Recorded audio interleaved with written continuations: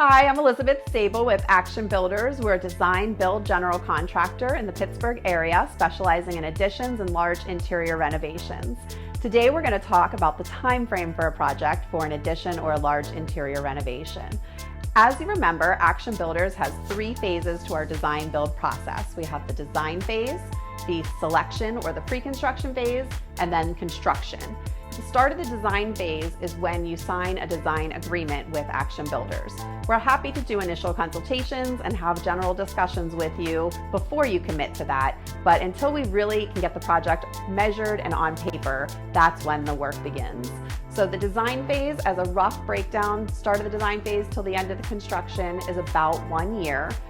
The design phase can be anywhere from a month to 4 months, but it is worth putting the time into that design phase to get the project on paper that you really envision for your home. The selection phase, there's a lot going on during that selection phase, that pre-construction. So behind the scenes, Action Builders is working on the engineered drawings, the permit drawings, and then actually submitting for the permit, while you are working with our project coordinators to finalize your tile selections, flooring, exterior finishes, anything that needs to be decided for the project.